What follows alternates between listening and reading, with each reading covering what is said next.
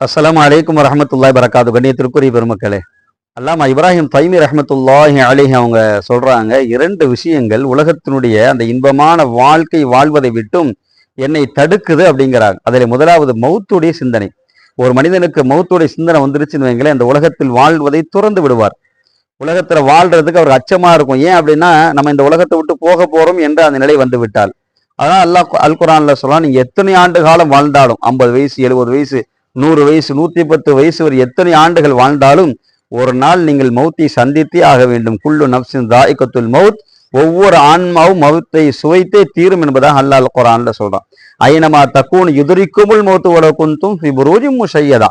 நீங்க எவ்வளவு பெரிய கோட்டைகள்ல இருந்தாலும் மௌத்து வரணும் அல்லாஹ் நாடிட்டான் அப்படின்னா உங்களை வந்து அடைந்தே தீரும் என்று அல்லாஹ் அல் குர்ஆன்ல சொல்றான். அதனால பெருமக்களை, மௌத்தை நாம மறந்தாலும் நம்மளை மௌத்து மறக்கிறது இல்லை. அதான் சூஃபியாக சொல்றாங்க, இரண்டு காரியங்கள் ஒரு மனிதனை வீட்டை விட்டு வெளியாக்குது. ஒன்று ரிசுக்கு, பொருளாதாரத்தினுடைய தேடல்.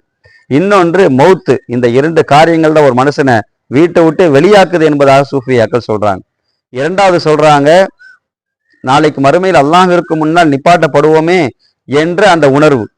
நாளைக்கு அல்லாஹ் நமக்கு வழங்கிய அந்த நியமத்துகள் குறித்து கேள்வி கேட்டா, உனக்கு இவ்வளவு பாக்கியங்களை தந்தனப்பா, இதை எப்படி சம்பாதிச்ச, எப்படி செலவு செய்தா என்று அல்லாஹ் என்கிட்ட கேட்டா நான் என்ன ஆகுவேன் என்ற அந்த உணர்வு, அந்த நிலை வருகிற போது, இந்த இரண்டு காரணங்களால் நான் என்ன செய்யறேன், உலகத்தினுடைய இன்பமான வாழ்க்கை வாழ்வதை விட்டும் தவிர்க்கப்படுகிறேன் என்பதாக அல்லாமா இப்ராஹிம் தைமி ரஹ்மத்துல்லாஹி அலைஹி அவங்க சொல்றாங்க. ஆக பெருமக்களே, இந்த இரண்டும் நம்முடைய வாழ்க்கைக்கான படிப்பினை. ஒன்று, மௌத்தை அதிகமா நினைவு கூறுவோம்.